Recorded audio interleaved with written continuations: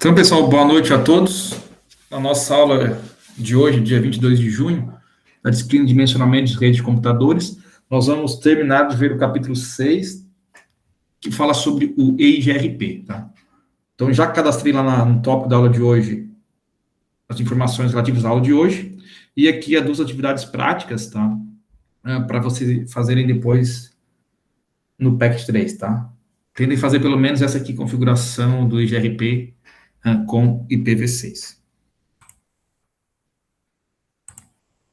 Então, pessoal, na aula de hoje a gente vai ver um pouco sobre a operação do EIGRP, como é que é o funcionamento, e depois, no subcapítulo 6.4, a gente vai ver um pouco da configuração do EIGRP com IPv6, tá? É bem parecido com o que a gente viu na aula passada, a configuração, tá? É uma coisinha ou outra só que muda, tá? Mas, no geral, é bem parecido. A ideia também é bem parecida, né? Então, falando da descoberta inicial da rota do EIGRP, nesse exemplo aqui a gente tem dois roteadores, o R1 e o R2. Aí, quando o R1 ele entra no domínio de roteamento de EIGRP, ele vai enviar um pacote de hello para todas as interfaces que são configuradas para o EIGRP, né? Lembrando que os pacotes de hello, eles servem para manter os vizinhos, a tabela de vizinhança ativa, né? Aqui, então, o roteador R2, ele vai receber o pacote de hello e vai adicionar R1 à sua tabela de vizinhos. Então, o R2 aqui ele descobre, né, que o R1 é seu vizinho. Da mesma forma, o R2 vai enviar um pacote de atualização que contém todas as rotas que ele conhece para o R1 e também vai enviar um pacote de hello ao R1. Quando o pacote chega aqui até o R1, ele vai atualizar, então, a tabela de vizinhos com a entrada do R2, né? Então, o R1 vai saber que o R2 é um vizinho dele e também vai fazer as atualizações aqui relacionadas às rotas, tá? E depois que ambos os roteadores trocam os hellos, então a adjacência de vizinhos é estabelecida entre ambos. Então, como o R1, desculpa, ele também recebeu as informações. O R1 então, ele vai adicionar as tabelas, na tabela de topologia dele, as entradas dele próprio, né? Então, as entradas, as interfaces que estão conectadas diretamente a eles. E essa tabela de topologia vai incluir todos os destinos que foram anunciados por roteadores vizinhos, adjacentes, e o custo para alcançar cada rede. Então, além disso, ele vai receber também as informações de R2 ali, com as atualizações do EIGRP e colocar essas informações na tabela de topologia. Os pacotes de update do EIGRP, eles usam entrega confiável, então o R1 ele vai responder com um pacote de reconhecimento, informando ao R2 que recebeu a atualização. Então, sempre que o R2 manda algo para o R1 de atualização, o R1 envia um pacote de reconhecimento e vice-versa. E o R1 também vai enviar uma atualização do EIGRP para o R2, anunciando as rotas que conhece, exceto aquelas que ele já aprendeu através da interface que está conectada ao R2. O R2, por sua vez, vai receber essas atualizações do R1 e também vai adicionar essas informações à sua própria tabela de topologia. E da mesma forma, então, o R2 vai responder ao R1 com pacote de reconhecimento de EIGRP. Então, quando há troca de pacotes hello, é só para manter a tabela de vizinhança, e esses pacotes não têm um pacote de reconhecimento, né? Já os pacotes de atualização, que atualizam a topologia, que atualizam as rotas, né? Eles sempre precisam, né, receber do destinatário um pacote de reconhecimento, tá? Para ter certeza que o destinatário recebeu a informação. Depois, então, que ambos trocam essas informações, o R1 ele vai usar o algoritmo dual para calcular as melhores rotas para cada destino, incluindo a métrica e o roteador de próximo salto, e atualizar a tabela de roteamento com as melhores rotas, tá? Lembrando, a gente tem a tabela de vizinhos, a tabela de topologia e a tabela de roteamento, tá? Da mesma forma, o R2 também vai usar o dual e vai atualizar a tabela de roteamento com as melhores rotas descobertas recentemente. Nesse ponto, então, quando as tabelas estão completas, por assim dizer, a gente diz que o EIGRP em ambos os roteadores é considerado, então, no estado convergido, né? Então, quando a gente fala que a rede foi convergida aqui, que o protocolo foi convergido, é porque os roteadores que participam desse domínio de roteamento já têm todas as informações completas para enviar os pacotes pelas rotas. Falando agora um pouco das métricas do EIGRP, a gente tinha falado um pouco na aula passada, então o EIGRP ele usa uma métrica composta que pode ser baseada nas seguintes métricas: a largura de banda, que a gente vai pegar a menor largura de banda entre a origem e o destino, né? Aquela largura de banda inferior, tá? Então, sempre a gente pega a pior que tem, ou aquela que é mais, tem uma menor largura de banda. O atraso, que é o atraso cumulativo de interface na rede, e a confiabilidade e a carga são opcionais, tá? Normalmente não são utilizadas, mas podem ser utilizadas. Então, a confiabilidade é a pior confiabilidade entre a origem e o destino, e a carga é a pior carga em um link entre a origem e o destino. Então, normalmente, a gente vai usar a largura de banda. Então, aquela largura de banda da pior tecnologia, né, que ela tem a menor largura de banda, e também o atraso cumulativo, que é a soma do atraso entre todos os links da rede, do roteador de origem até o roteador de destino. E a fórmula da métrica composta do GRP, então, consiste em ponderações métricas com valores que são representados pelas letras e números, né, de K1 a K5, tá? Então, o K1, ele representa a largura de banda, o K2, a carga, o K3, o atraso, e o K4 e o K5, a confiabilidade, tá? Aqui no slide está errado, tá? O K4 e o K5 são a confiabilidade.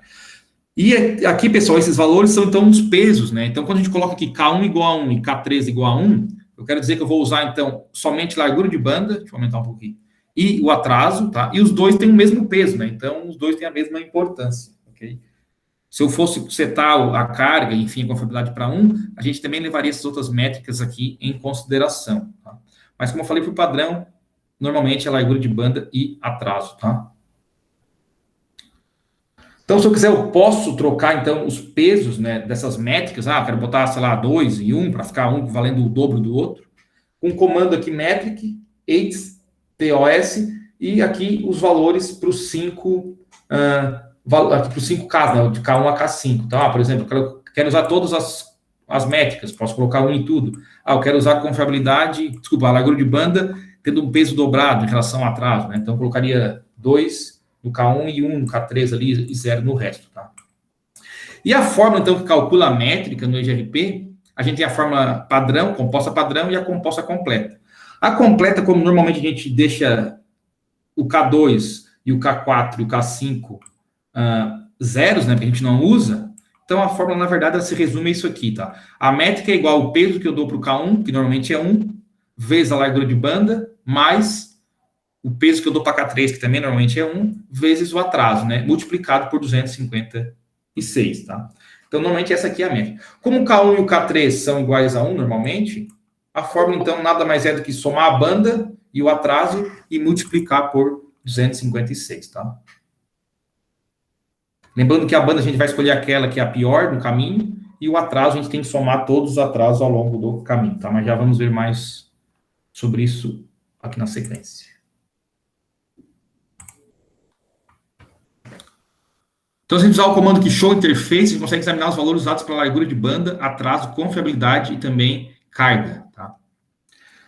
Então, quando a gente usa aqui o comando show interface, por exemplo, serial 000, a gente tem algumas informações aqui da interface, e onde a gente tem aqui o BW, isso aqui representa a largura de banda em kilobits por segundo, o DLY é o atraso em microsegundos, o reliability é a confiabilidade, tá? Que, como ela está 255 por 255, seria 100% confiável, tá? E o TX-load e o RX-load, que são as taxas de load aqui, elas são então, a transmissão e recepção de carga da interface com uma fração também de 255, tá? E essas duas taxas aqui, esses dois valores, representam, então, a carga, né, nesse link, tá? Então, como a gente, como eu falei, normalmente a gente vai usar somente a largura de banda e o atraso, a gente vai só usar esse valor aqui, o BW e o DLY, tá? Os demais normalmente vão ser desconsiderados, ok?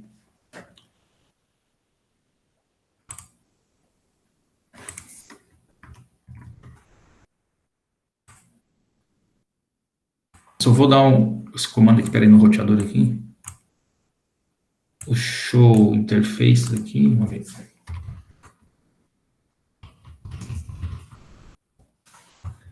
Para vocês verem aqui, pessoal, tá? O comando aqui a gente dá. Então, aqui tem o MTU e tem o BW aqui, que nesse caso é 10 milhões de kbits, tá? E o DLI, 10 microsegundos, tá? Que é o gigabit Ethernet. Então, esses aqui seriam os valores que a gente utilizaria lá naquelas formas, tá? Mas, claro, que lembrando que a gente tem que pegar a soma de todos os delays de todas as interfaces até o destino, e a largura de banda é aquela que tem a menor largura de banda, né? A gente também pode usar um comando de configuração para modificar a métrica de largura de banda, tá? A métrica, o comando é bandwidth, passando o valor de largura de banda. Quando a gente faz isso, pessoal, a largura de banda não vai mudar, né, realmente a largura de banda da tecnologia. Por exemplo, a serial é uma largura de banda específica, a Gigabit Ethernet é outra largura, a Fast Ethernet é outra largura de banda, né, 100 mega, a Gigabit é 1 giga. Então, esse comando ele não vai mudar realmente a largura de banda física, né? E sim, vai ser apenas uma forma de a gente colocar ou aproximar a largura de banda daquilo que a gente analisa na nossa rede, tá? Então, é um valor estático. Se eu colocar aqui que a largura de banda é 100 megabits por segundo no serial, que a gente sabe que é muito menos que isso, o protocolo vai utilizar o que eu colocar aqui, tá? Nesse comando. Então, por padrão, já vem alguns valores, tá? Mas se a gente vê que esse valor não condiz com a realidade, é legal a gente, então, manualmente dizer qual é a largura de banda, tá? Então, como a gente viu ali anteriormente, com o comando show interface a gente consegue ver as larguras de banda, tá? E com o comando aqui, entrando em cada uma das interfaces, o comando bandwidth, passando aqui um valor, eu altero, então, a largura de banda. Nesse caso aqui, eu entrei na interface serial 000 e alterei a largura de banda para 64 kbits por segundo. E aqui em outro roteador, eu entrei em uma outra interface e alterei para 1024 kbits por segundo, tá? Então, a gente tem essa possibilidade de alterar esse valor de largura de banda, que é utilizado na métrica, tá, do nosso EIGRP. Então, de novo, se a gente verificar que a largura não está condizente com a realidade ali, a gente consegue alterar, tá? Agora, falando um pouco do atraso, tá? O atraso é uma medida de tempo que um pacote leva para passar por uma rota, e a meta de atraso, que é aquele campo DLY ali, e também não é medido dinamicamente, tá? Ele é um valor estático, medido em microsegundos, com base no tipo de link ao qual a interface está conectada. Então, dependendo da tecnologia, eu já tenho um atraso padrão lá, tá? A Gigabit é 10, o Fast Ethernet é 100, FDDI é 100, Token Ring 630, enfim, Ethernet é 1000. Aqui um modem 56K, que a gente nem usa mais, né? Mas enfim, se usar, é 20 mil. Então, dependendo da minha tecnologia, da minha mídia, do meu meio de conexão, eu tenho já um atraso em microsegundos, tá? E daí a gente vai fazer o quê? A soma de todos os links de um roteador até o outro, né? Da origem até o destino, e vai fazer a soma, então, de acordo aqui com essas tabelas aqui, tá?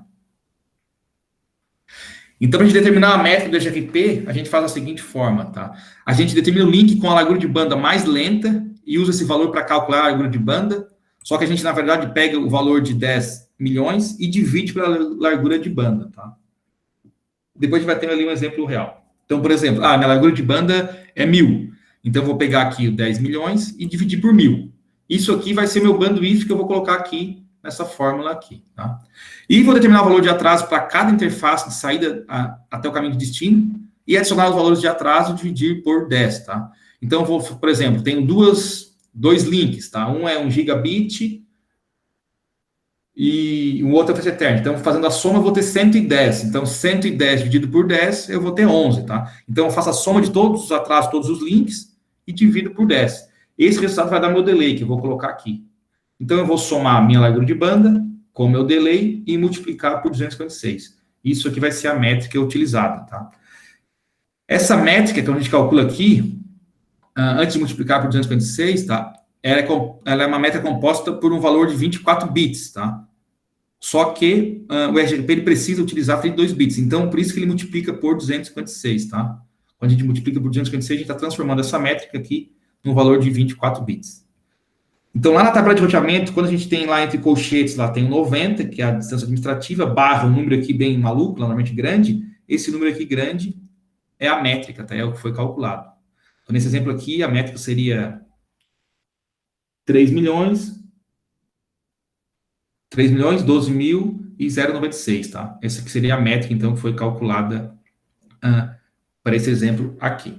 Então, por que o K1 e o K3 aqui não entraram, pessoal? Como eu falei, normalmente, como eles são iguais a 1, a gente não precisa multiplicar algo por 1, né? Então, é simplesmente somar a banda com o atraso e multiplicar por 256.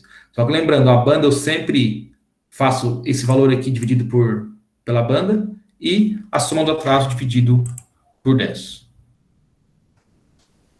Então, por exemplo, aqui, como é que o EGRP vai determinar a seguinte métrica, tá? Então, vamos fazer aqui um cálculo. Eu tenho aqui dois links que seriam utilizados, então, da origem até o destino, passando por R2 e R3, e a largura de banda eu tenho que pegar a mais lenta. Então, eu dei o comando lá no R2 e descobri que a largura de banda desse link, da interface serial aqui, é 1024. E no R3 eu descobri que é 1 milhão, tá? Então, eu tenho que pegar o quê? A mais lenta, né? Qual é a mais lenta? A mais lenta é a menor, né? Aqui transfere menos bits por segundo. Então, eu vou pegar aqui de cima. Então, eu vou pegar o 10 milhões e vou dividir por 1024, tá? Que é a minha largura de banda aqui que eu achei aqui no comando. Isso vai dar 9.765. Se der alguma vírgula nessa divisão, pessoal, daí desconsidera a vírgula, tá? Pega só a parte inteira. Então, eu já peguei aqui, já descobri a minha largura de banda, né? A pior, e coloquei lá na forma. Agora, eu tenho que achar o atraso, tá? O atraso tem também os dois links, os mesmos dois links que eu estou utilizando.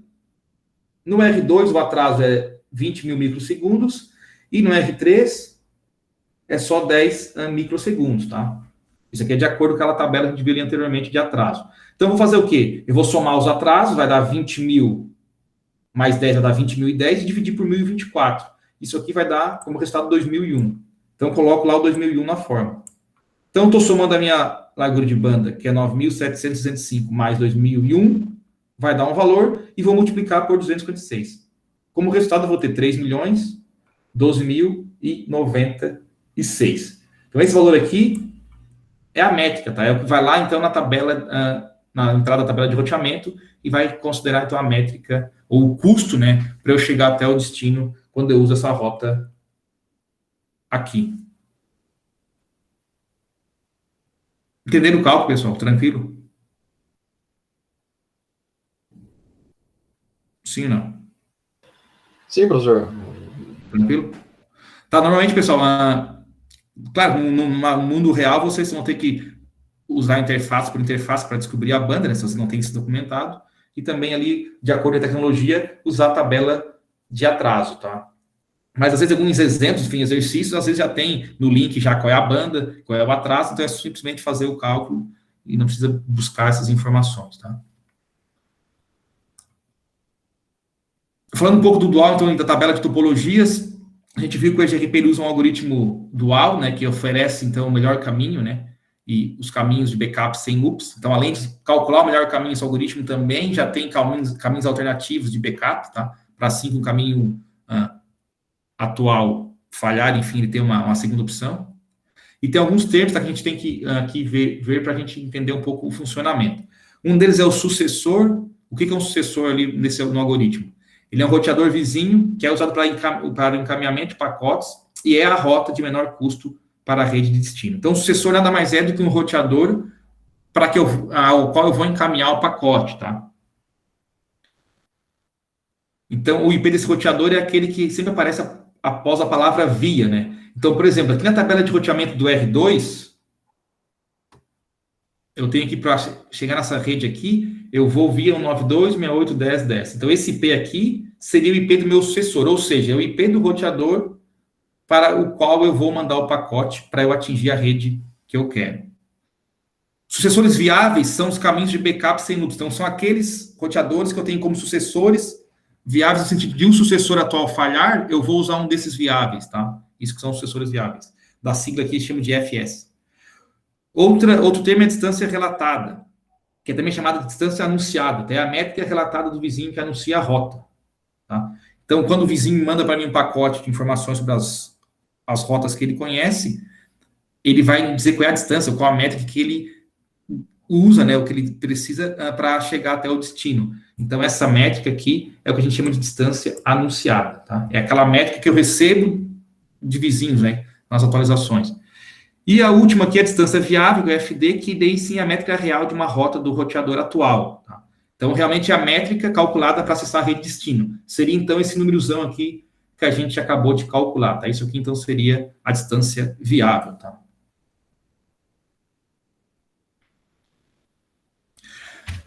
Os loops de roteamento, eles até mesmo de forma temporária, eles podem prejudicar o desempenho da rede, tá? E o EGRP, então, ele evita loops de roteamento com algoritmo dual, tá? A gente não pode, assim como a gente não pode ter loop normalmente nas redes, a gente também não quer ter loop em relação aos roteamentos, tá? Para ficar mandando para os roteadores, assim, um pacote entre si e o pacote nunca chegar até o destino. Então, esse algoritmo é usado então, para obter a ausência de loops em cada instância durante uma computação da rota. Então, ele garante que não vai ter loop, tá? Entre os roteadores que participam do protocolo do EGRP. E o processo de decisão para tomar, para todas as computações de rotas é feito pela máquina de estado finito, que a gente chama de FSM. E o FSM é um modelo de fluxo de trabalho, parecido com um fluxograma, que é composto dos seguintes: um número infinito de estágios, estados. Então, o protocolo internamente, ele faz cria, né, esse modelo de fluxo de trabalho com um número infinito de estados, porque se fosse infinito, não teria solução, né? Quais as transições entre esses estágios, estados, e as operações. E o FSM dual então, vai acompanhar todas as rotas e vai usar as métricas do EGRP para selecionar sempre os caminhos sem loops eficientes e identificar as rotas com caminho com menor custo, né, para serem inseridas na tabela de roteamento. Lembrando, a gente sempre, normalmente tem vários caminhos, né, a se seguir, mas a ideia é que sempre a gente utilize aquele com menor custo, né, ou que, de certa forma, seja mais rápido para chegar até o destino. Então, a gente falando aqui um pouco do funcionamento da operação, um sucessor, como a gente viu, ele é um roteador vizinho com a rota de menor custo para a rede de destino. Tá? Então, aquele endereço IP lá do sucessor é mostrado sempre à direita da palavra via, lá na entrada da tabela de roteamento. Então, nesse caso aqui, se o R2 ele quer alcançar essa rede que está conectada diretamente à R3, tá? O R3 seria um sucessor aqui do R2 quando ele quer atingir essa rede aqui. Tá? Por quê? Porque o R2 vai mandar o pacote para o R3 para alcançar aqui a rede de destino. A FD ali é a menor métrica calculada para acessar a rede de destino, tá? Como a gente falou aqui, a FD é o segundo número entre parênteses lá na tabela de roteamento. Então, realmente, o FD é a distância viável, né? Seria ali a métrica, né? O custo para eu chegar até o destino. Então, a gente também chama o FD de métrica para a rota. E nesse caso aqui, a gente foi observar que o melhor caminho do EGRP para a rede 192.6810, que é essa rede aqui, é através do roteador R3, tá? E que a distância viável, ou FD dele, é 12.096, que é o que está aqui na entrada da tabela de roteamento, tá? Então, se o R2 quer enviar um pacote para essa rede aqui, ele vai mandar por R3, tá? E o R1 seria um sucessor viável, tá? Porque caso esse link aqui falhe, seria que é o caminho alternativo para chegar até essa rede aqui, né?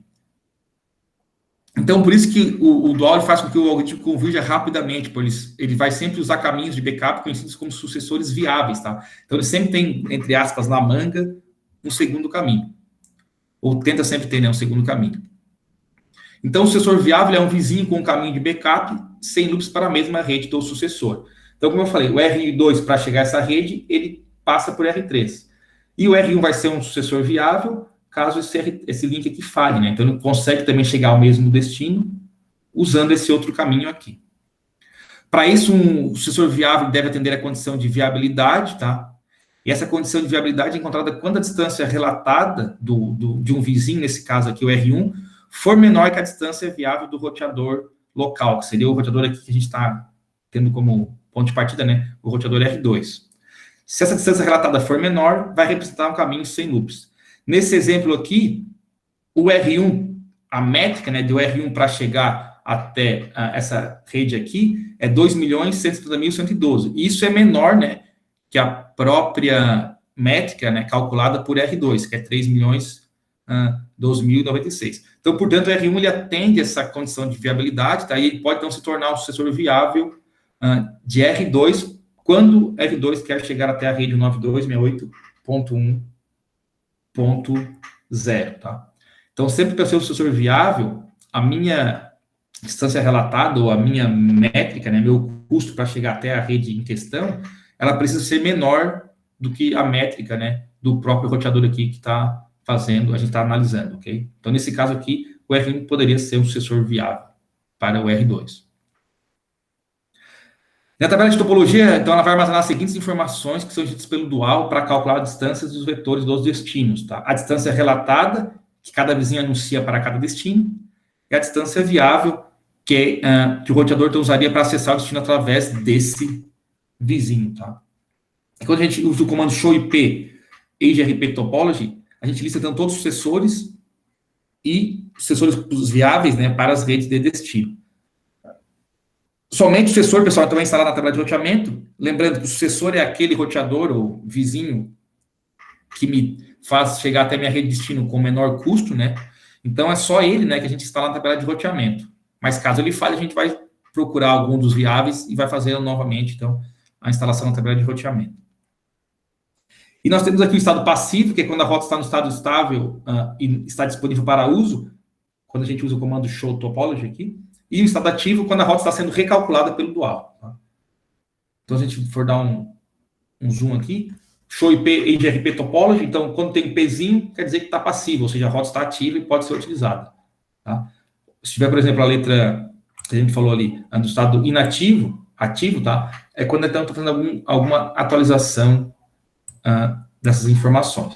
Então, por exemplo, aqui, ó, a rede 172.16.2.0, eu tenho um sucessor, a distância viável, que é 2.816, tá? Está diretamente conectada a mim mesmo, né? Para a rede 92.68.10.4, eu tenho um sucessor, a distância administrativa é 3.523.840, e tem aqui duas vias, né? Tem dois caminhos para seguir, né? Distintos aqui. A mesma coisa com a rede 92.68.1.0. Então, nesse comando show IP AgeRP topology, tá? A gente vai ver os sucessores e também os sucessores viáveis para as redes de destino, tá? Todas, então, as possíveis rotas que a gente poderia alcançar. Lembrando que somente o sucessor é instalado na tabela de roteamento. Então, só em relação aqui desmembrando aqui cada entrada, né? O P, então, diz que a rota está no estado passivo, que a rota está no modo estável. E quando, então, eu falei, o dual calculo novamente, eu procuro um novo caminho, a rota vai para o estado ativo, tá? E aí o P que muda para a letra A. O endereço IP ali, então, é a rede de destino, que também está localizada na tabela de roteamento. Aqui os sucessores, é o exíguo número de sucessores para essa rede, tá? Se houver vários caminhos de custo igual para essa rede, haverá vários sucessores. E o FD ali é a métrica do AgeRP para acessar a rede de destino, né? Então, essa aqui é a métrica indicada na tabela de roteamento. Okay?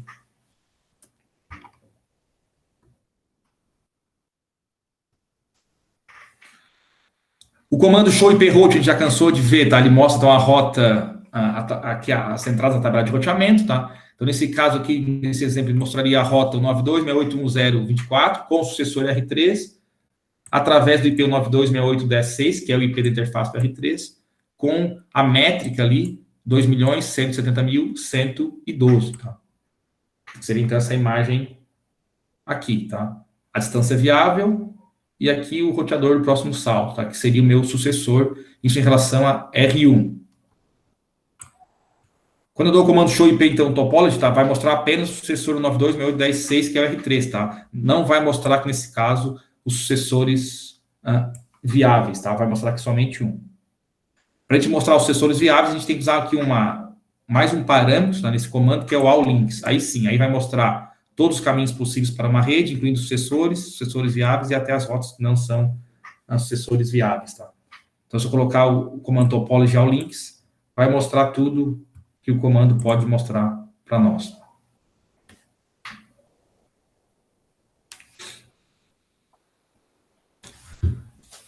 Tinha falado anteriormente da máquina de estados finitos, que é o VSM, tá? Que vai conter toda a lógica que é usada pelo algoritmo, tá? Para calcular e comparar rotas em uma rede AgeRP, tá?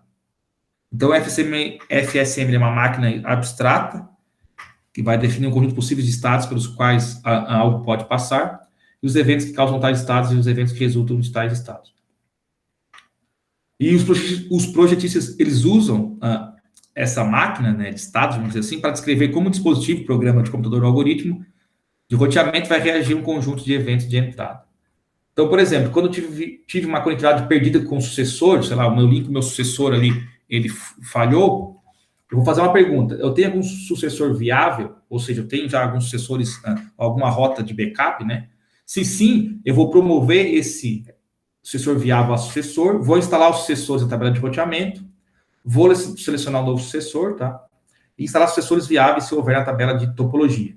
Então, eu modifico um sucessor viável para o sucessor, uso essa rota e instalo na tabela de roteamento, nessas informações. Vou selecionar novos sucessores, aí, enfim, viáveis também. E para instalar esses sucessores viáveis aqui, se houver a tabela de topologia. E se eu não tiver nenhum sucessor viável, aí eu tenho que colocar a rede de destino no estado ativo. Aí vai ser feita uma nova consulta, né, busca por vizinhos para obter uma nova rota, ver se algum vizinho consegue chegar até onde eu quero. E se o vizinho tiver com uma ou mais rotas, eu vou selecionar um novo sucessor e depois instalar possíveis sucessores viáveis. E se o vizinho não tiver, então eu vou remover a rede de destino das tabelas de roteamento e topologia, né? Por quê? Porque se ninguém mais consegue chegar até aquela rede de destino, a rede, de certa forma, ficou inalcançável, né? Então, não tem por que eu manter ela nas minhas tabelas de roteamento e topologia. Então, o que seriam os estados, tá? Que o algoritmo ele segue para quando algum sucessor falha, por exemplo, eu tiver que acionar, né? Ou achar um novo caminho. Essa parte que, pessoal, depois vocês vão ver lá na parte de material, vocês vão estudar, tá? Mas é sobre a convergência, mais ou menos que a gente falou aqui, quando há alguma falha no link, como é que é feita então, essa troca de um sucessor viável, tá? Mais ou menos que a gente falou ali anteriormente. Mas aqui, resumindo, então, se um caminho para o sucessor falhar e não houver sucessores viáveis, o dual então vai colocar a rede no estado ativo e consultar ativamente seus vizinhos para obter um novo sucessor. Então, o dual vai enviar consultas que solicitam a outros roteadores um caminho para a rede, e esses roteadores vão enviar respostas, de modo que o remetente da consulta é notificado caso um deles possua um caminho. Se não houver resposta, então o remetente da consulta não terá uma rota para a rede. E se o remetente não recebe respostas como um caminho para a rede solicitada, como eu falei anteriormente, o caminho, se ele receber, né, respostas do caminho para a rede solicitada, o caminho vai ser adicionado ao novo sucessor e à tabela de roteamento. Caso contrário, essa rede é excluída, né, da tabela de topologia e de roteamento, tá? Então, depois vocês vejam ali o passo a passo, tem uma animação, tá? Para vocês verem aqui essa questão aqui de convergência desses estados aqui, ok?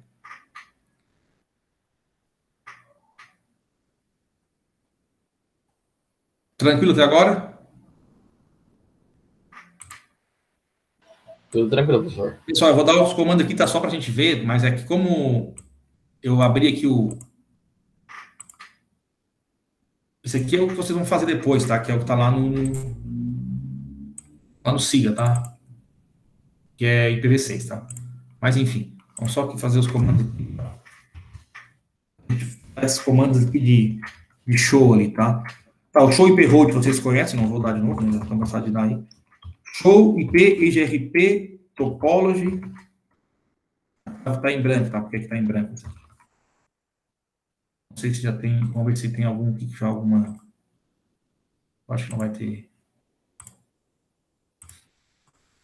Não vai ter nenhum com alguma coisa aqui, eu acho. Vamos ver se o R tem alguma coisa aqui. Não, mas eu queria ver se mostrava alguma coisa aqui.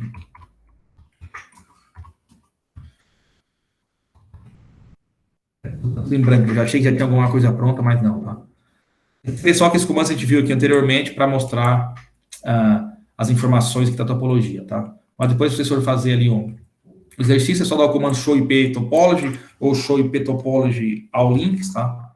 Para mostrar todas as informações da topologia.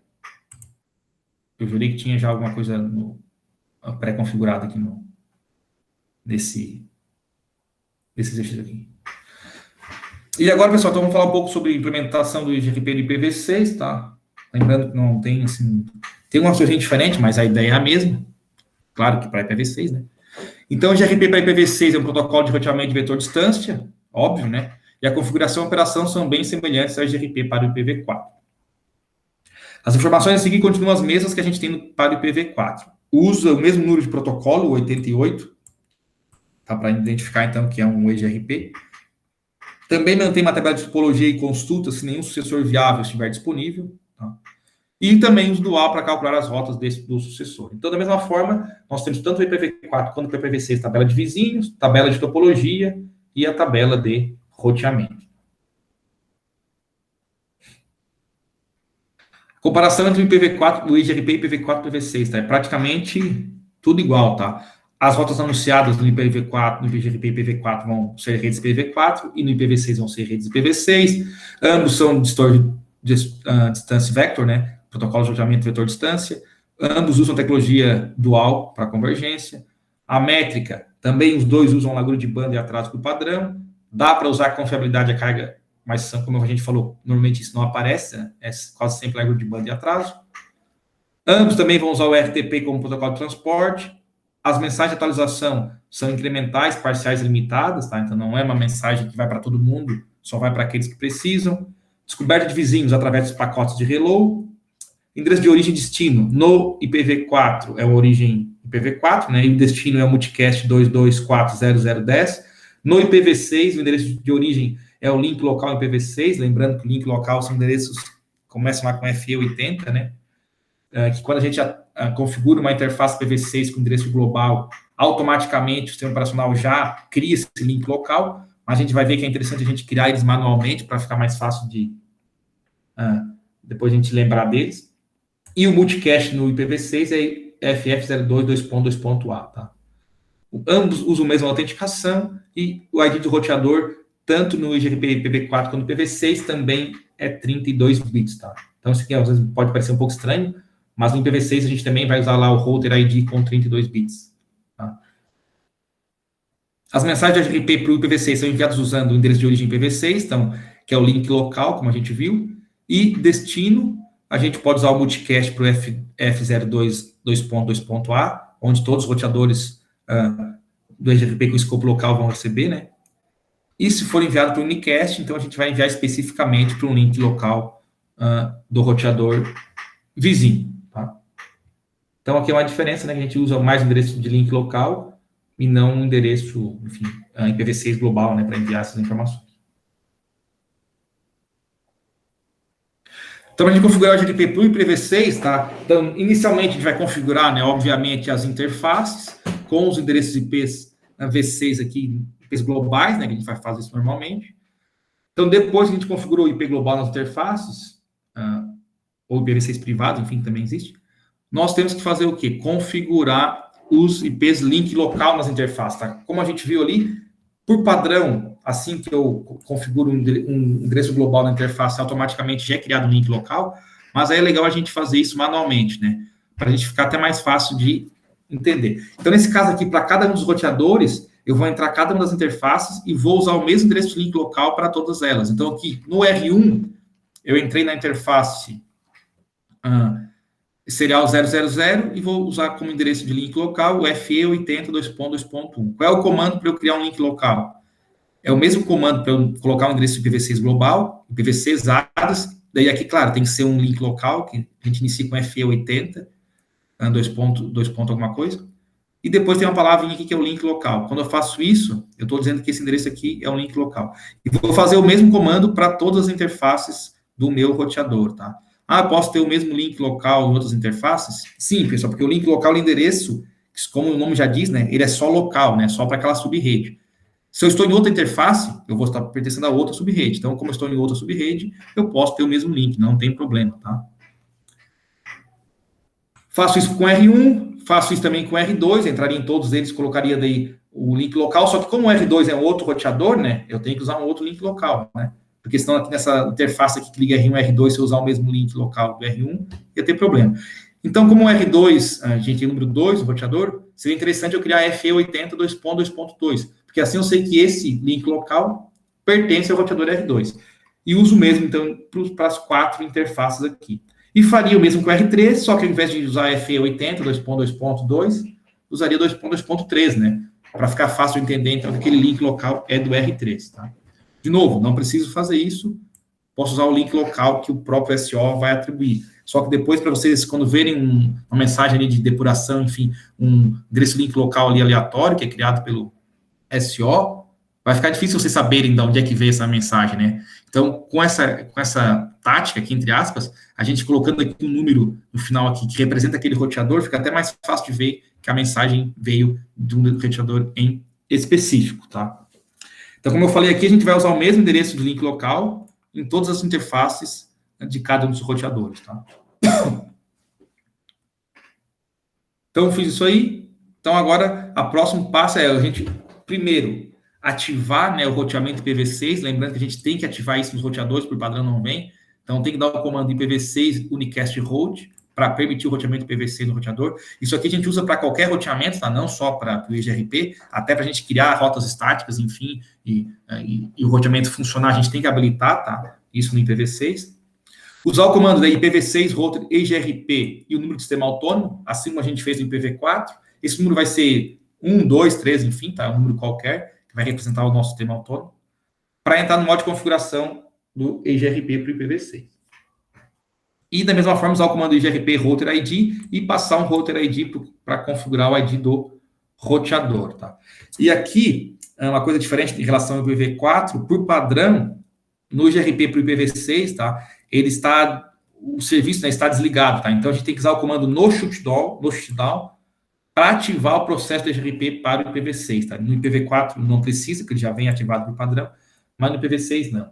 Então, os comandos seriam isso aqui. Depois a gente vai dar nos roteadores ali. IPv6 unicast routing, IPv6 router EGRP, o sistema autônomo pode ser qualquer valor aqui, 1, 2, 3, 10, 100, 1000, enfim. O EGRP router ID e o no shutdown, então, para ativar o EGRP aqui para o IPv6. E aqui vem a maior diferença, tá? Diferentemente do EGRP para IPv4, que usa o comando network, né? Lembrando, a gente usava o comando network, endereço de rede, a máscara, para eu anunciar essas redes para os meus vizinhos.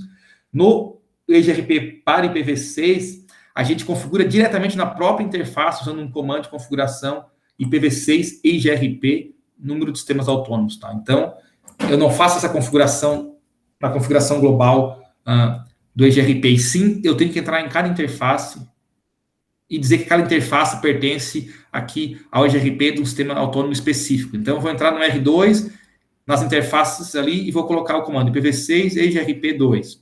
Entro na outra interface, IPv6 EGRP2. Faço isso em todas as interfaces do R2.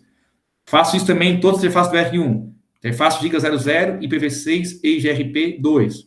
Entro na interface IPv6 EGRP2. Faço isso em todas as interfaces do R1. E faço também isso, aqui não está, sumiu, né? Não está esse pedaço aqui, mas isso também nas interfaces do R3, tá? Então, eu entro em cada interface que vai fazer parte do EGRP e dou o comando IPv6, EGRP e o número do sistema autônomo, tá? E aquele comando que tem no IPv4, para deixar uma interface passiva, também tem no IPv6 e é o mesmo comando, tá? Então, se eu quero que uma interface, por exemplo, do roteador R1, a gigabit 00 seja passiva, lembrando que quando uma interface é passiva, ela não envia, né, as informações de atualizações e de hello ali para os seus vizinhos, como é que eu faço para configurar isso? Aí aqui sim, aqui eu tenho que... Pode parecer um pouco estranho, tá? Mas eu não faço na própria interface. Eu tenho que aí entrar no modo de configuração do EGRP, dando o comando IPv6 router EGRP2, e aí escolher uma interface aqui como passiva. Daí eu dou o comando passive interface, passando a interface, tá? Então, dessa forma aqui, essa parte é igual ao IPv4, tá?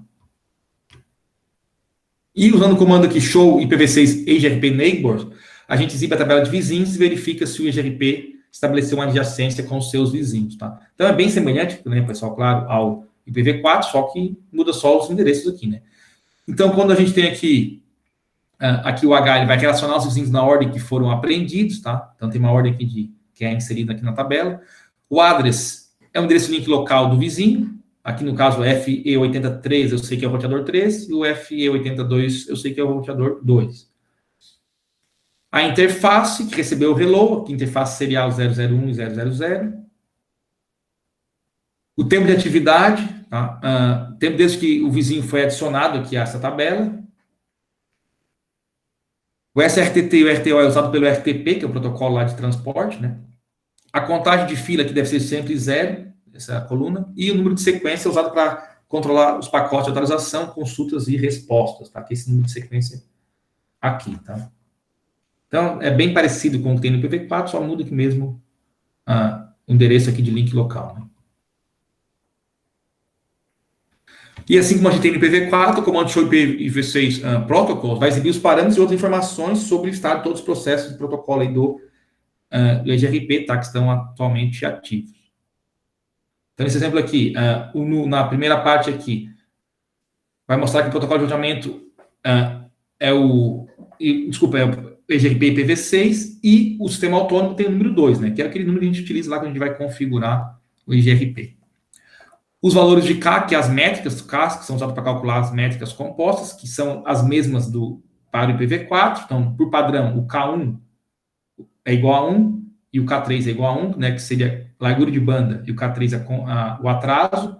O K2, o K4, o K5 seria aqui a carga e a confiabilidade estão como 0. Tá? O router ID, a distância que por padrão, né, a distância administrativa lá, o AD, que é 90 para a interna e 170 para a externa, isso aqui é um padrão do EGRP, cada protocolo tem uma distância administrativa padrão. E as interfaces aqui que são ativadas para o EGRP.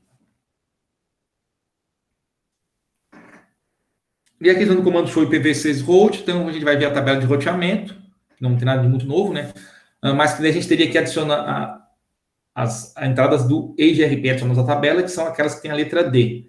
Então, na tabela de roteamento, sempre que eu tiver aquela letra D no início, eu sei que essa rota, ela foi aprendida usando o EGRP, tá? Então, aqui a gente tem 3 rotas, para 3 redes distintas aqui, tá? As 2 primeiras vão usar interfaces seriais do roteador R3, e a outra também o roteador R3, só que interface serial com interface 001. Então, são 3 aqui rotas distintas, ambas as 3, né, estão usando o mesmo roteador R3.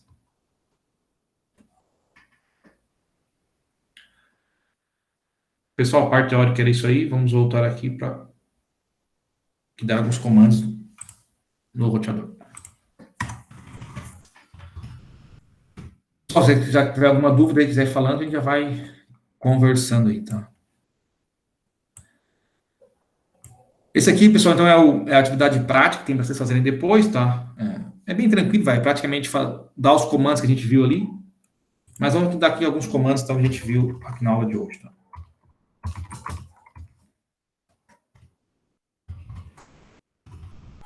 Show running.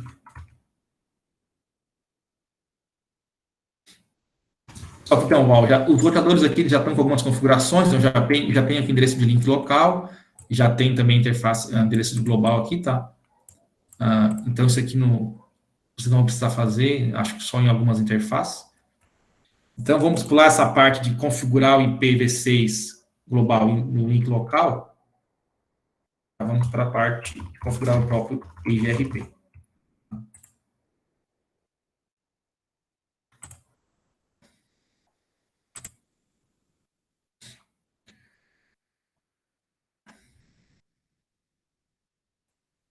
Está me ouvindo aí, então, né? Sim. Estou conseguindo enxergar aqui, eu quero que aumente a letra. Aumentar um pouquinho aí. Tá bom. Mais um 15 aqui. Pessoal, então lá no exercício vocês vão, claro, seguir ali o passo a passo que tem, tá? Mas pode configurar o EGRP, que eles vão pedir mais ou menos isso aqui. Então, primeira coisa, no IPv6, tá? Eu tenho que fazer isso, eu tenho que ativar o roteamento.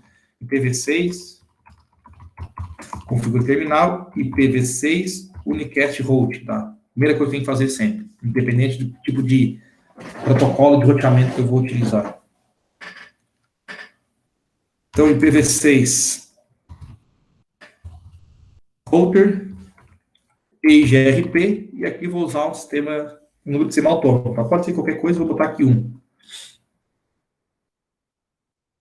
Então, nem sei qual é que está aqui deixa eu ver se tem aqui no exercício, peraí.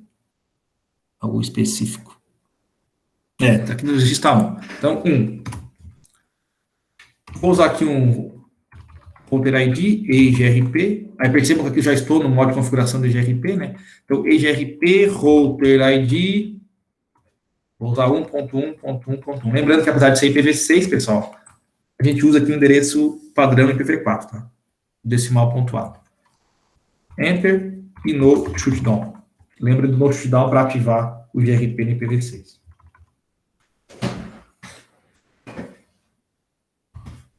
Seria a primeira parte, tá? Então, a princípio, já ativei o EGRP. Só que eu preciso, no IPv4, a gente continuaria aqui no modo de configuração do protocolo e com o comando network iria adicionar as redes que a gente quer anunciar. No IPv6 a gente viu que é diferente, né? Eu tenho que sair, tem que entrar em cada interface para fazer a inserção de cada interface no IGRP. Então, eu vou entrar aqui em duas interfaces, interface giga 0/0. Pessoal, aqui eu não estou seguindo o que está ali no exercício, tá? Estou só dando aqui os comandos. Então, a interface giga 00, como é que eu faço para ela participar do IGRP? IPv6 e IGRP, e o número do sistema autônomo que eu criei lá, né? Que era 1. Bom, então essa aqui já está ativando. Como a gente faz isso em cada interface, pessoal, isso significa o quê? Que a rede dessa interface, né, ela vai ser anunciada nos pacotes de atualização, tá? A interface, a rede pertence a essa interface. Vou entrar aqui também na outra interface, na 1, e vou fazer a mesma coisa. 6 GRP.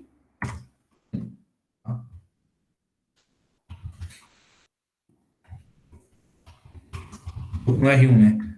Então, a gente tem R1, ó, no R1 aqui, gigabit 0, IPv6, GRP1 e GRP1, tá? Aqui, cara, ela tá desabilitada porque ela não foi ainda configurada, pessoal, mas enfim. Depois der aqui, colocar os IPs aqui, dar o no shutdown, ela vai ser ativada.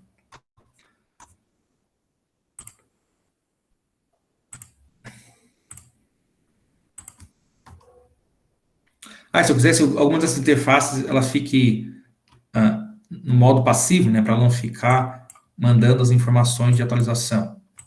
Aí aqui eu preciso entrar no modo de configuração do protocolo, então, IPv6 e GRP1, desculpa, IPv6, router, GRP1, aí entrei no modo de configuração do protocolo, aí eu vou escolher uma interface que eu quero, sei lá, vou botar ali que a giga 0/1 eu quero que seja passiva, então passiva interface de giga 0/1. Assim a interface, então, ela vai ficar no modo passiva, né? Vou dar aqui o show IP protocolos para ver algumas informações do... Show IPv6, né? Aqui IPv6. Show IPv6 protocolos para ver algumas informações do GRP. Então, a gente tem o número aqui do GRP, né? O GRP1. Aqui as métricas, K1, K3, que é igual a 1. As interfaces que estão participando do GRP. Nesse caso, eu coloquei aqui a giga 1 como passiva, né? Está aqui a informação. A distância também, que aqui é padrão, 90, 170.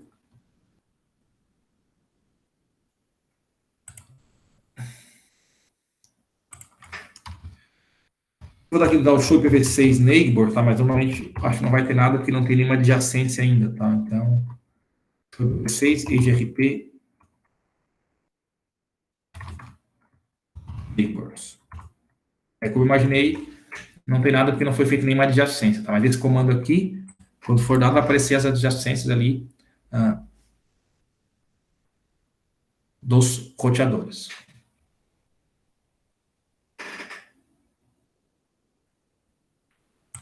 Então, aqui, pessoal, nesse exercício, vocês vão fazer praticamente isso aí, tá? Configurar GRP, que é mais ou menos esses comandos aqui. Aí, para cada roteador, vocês vai ter um ID aqui específico, tu vai ter que configurar nos 3, né? Depois, verificar ali o roteamento com os comandos show IP protocolo, show IP neighbors ali, tá? E verificar ali as adjacências, tá? Mas é bem tranquilo, é os comandos que a gente viu aí na aula de hoje.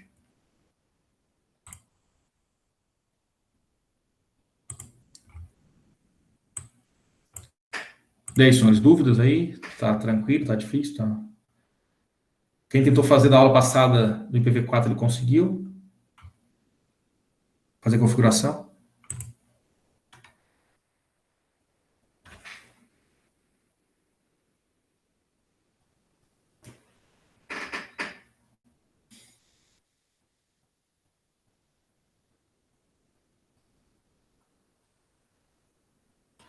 Assim, professor, do conteúdo de hoje não tem muita dúvida. É uma questãozinha meio... Na verdade, toda a matéria é uma questão de prática mesmo. Sim, essa parte de configuração, né, pessoal, é muita prática, né? Mas na teoria é mais tranquilo. Mas assim, pessoal, é como eu sempre falo desde a primeira fase. Disciplina de programação, desenvolvimento em programação e configuração de equipamento. Tem comando? Tudo tem comando. Se não praticar, se não sentar na frente do computador e fazer, não aprende, tá? Isso aí é para qualquer coisa. É igual, vale para programação, vale para comando, para configuração, enfim. Tem que sentar e tentar, vai ver que dá um erro, não dá, qual é o comando, não é, enfim. Aí vai atrás do material quando precisar, tá? Mas tem que entender ali o funcionamento, tá? Entendi como é que funciona. Configurar não consigo. Aí daí realmente tem que praticar, né? Não adianta. Mas é importante também entender aqui a ideia de como é que funciona e depois fazer a parte prática para vocês conseguirem ir, então, configurar os equipamentos, tá? Mas realmente, se não fazer essa parte de prática, que dá os comandos, errar, ver o que dá, o que não dá, aí, configurei, agora vou dar o show ali para ver realmente a configuração, se aconteceu o que eu queria, né? Enfim, depois testar a conectividade, dando os ping, aí essa parte de prática realmente é bem complicado.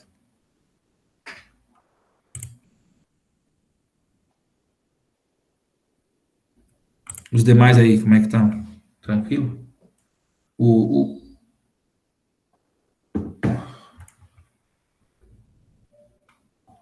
E como eu falei, pessoal, bem parecido. Então, IPv4 e IPv6 não vai ter não tem muita diferença, tá? Então, se conseguir para um, vai conseguir para o outro, tá? Com certeza.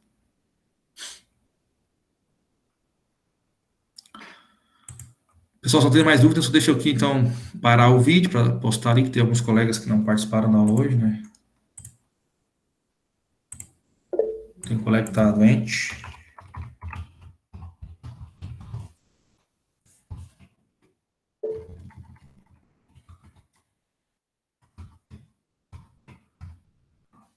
Mencionamento.